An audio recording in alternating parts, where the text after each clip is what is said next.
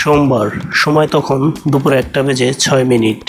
শাহজালাল আন্তর্জাতিক বিমানবন্দর থেকে উড্ডয়ন করে বাংলাদেশ বিমান বাহিনীর F-7 BGI প্রশিক্ষণ জঙ্গি বিমান।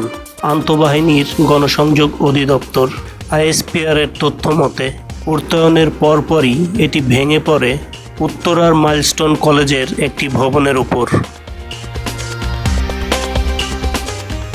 এই বিমানের নির্মাতা দেশ চীন। চেন্দু এয়ারস্পেস কর্পোরেশন এটি নির্মাণ করেছে। চীনের বাইরে J-7 এর এই মডেলটি এখনও ব্যবহার করছে পাকিস্তান, বাংলাদেশ সহ বেশ কয়েকটি দেশ। বাংলাদেশে এটি F-7 নামেও পরিচিত। 1964 সালের মার্চে চীনের শেংইয়াং এয়ারক্রাফট ফ্যাক্টরিতে শুরু হয়েছিল চীনের তৃতীয় প্রজন্মের J-7 যুদ্ধ বিমানের উৎপাদন। এরপর তৈরি হয়েছে J-7 এর অসংখ্য মডেল, বিক্রিও হয়েছে বহু দেশে। চেন্দু J-7 রাশিয়ার MiG-21 এর লাইসেন্স সংস্করণ। রুশ কারিগরি সহযোগিতায় চীনে প্রথম তৈরি হয় এই যুদ্ধ বিমান। 2013 সালে বন্ধ হয়ে যায় এই সিরিজের যুদ্ধ বিমানের উৎপাদন।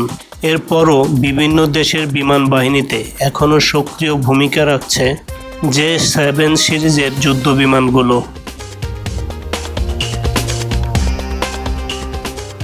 এই যুদ্ধ বিমানগুলো মূলত ইন্টারসেপ্টর হিসেবেই ব্যবহৃত হয়ে থাকে। স্বল্প পাল্লার infrared homing air two air missile দিয়ে সজ্জিত। মূলত স্বল্প পাল্লার এয়ার টু এয়ার যুদ্ধের জন্যই নকশা করা হয়েছে এই যুদ্ধ বিমানগুলো। বিমানটি আকাশ থেকে ভূমিতে আক্রমণের জন্য ব্যবহৃত হয়। বাংলাদেশের বিমান বাহিনীর কাছে বর্তমানে 30-এরও বেশি F-7 BGI মডেলের বিমান আছে।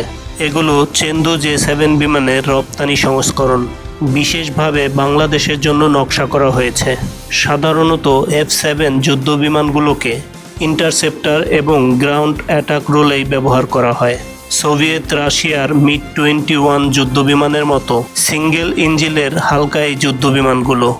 সামরিক কয়েকটা ওয়েবসাইটের তথ্য বলছে বাংলাদেশ বিমান বাহিনীর বহরে 50-এর কাছাকাছি বিভিন্ন ধরনের বিমান রয়েছে। এর মধ্যে চীনের নির্মিত F-7 36টি আর রাশিয়ার তৈরি 8টি MiG-29ও রয়েছে বিমান বহরে। এছাড়া চীনের FT-7 প্রশিক্ষণ যুদ্ধ বিমান, যুক্তরাষ্ট্রের লকহিডের 2টি সিরিজের কৌশলগত পরিবহন বিমানও আছে এই বাহিনীতে। বাংলাদেশ বিমান বাহিনী রাশিয়া, ফ্রান্স, ইতালি, চেকোস্লোভাকিয়া থেকে কেনা কিছু প্রশিক্ষণ বিমান ও হেলিকপ্টারও ব্যবহার করে।